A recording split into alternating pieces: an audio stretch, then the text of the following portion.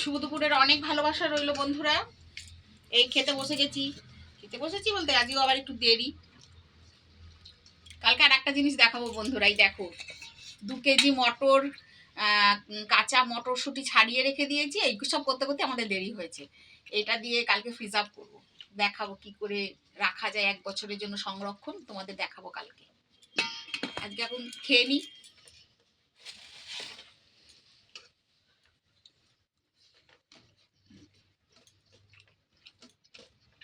এগুলো টাটকা ফুল, একদম গাছ থেকে সে পেরে নিয়ে আসে।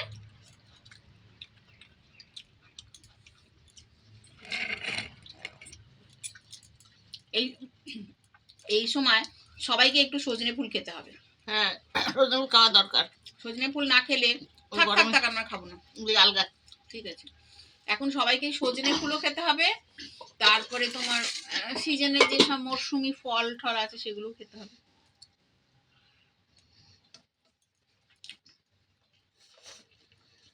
নিম পাতা তো খেতেই হবে বাবা,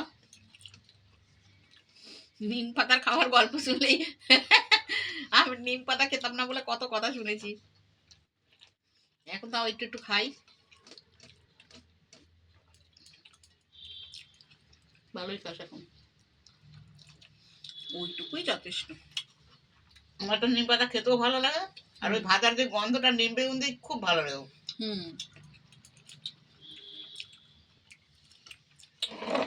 নিম পাতা তো 12 মাসই পাওয়া যায়, তবে এই সময় খাওয়াটা একটা বেশ, এই সময় খেতেটাও যেন ভালো লাগে। 12 মাসই নিম পাতা পাওয়া।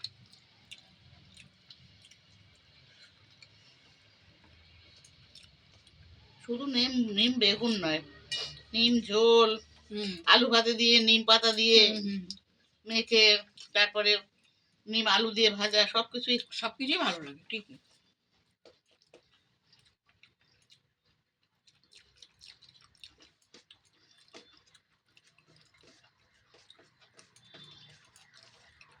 খেতে তো হয়, খাওয়া খুব দরকার। এখন সবই সিজনের শাকসবজি খাওয়া দরকার, কিন্তু সবসময় তো শাকসবজি খেতে ভালোও লাগে না।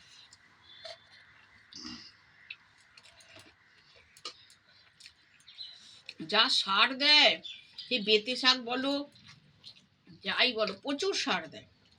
যে আমার বোন বলছে যে দিদি শাকে যা সার দিচ্ছে রে, গরম জল দিয়ে ভালো করে ধুইয়ে খাবে। ওরা তো গ্রামে থাকে, ওরা দেখে যে কি পরিমাণে সার দিচ্ছে। আর বেতো শাক সাধারণত, বেতুয়া শাক বা বেতো শাক যেটাই বলো, সেটা সাধারণত আলুর ক্ষেতেই বেশি হয়, আলুর ক্ষেতের পাশ দিয়ে। আলু খেতে যে শাকটা তুলতে পারছে, জমির ভেতরেই তো হয়। প্রচুর সার দিচ্ছে এখন, যার জন্য মানুষের শাক পাতা সবজি খেয়ে শরীর খারাপ করছে।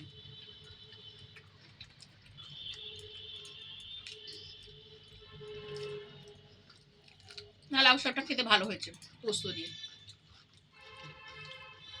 টাটা বন্ধুরা, আবার দেখা হবে। শুভ দুপুরের অনেক ভালোবাসা রইলো, তোমরা খেয়ে নাও।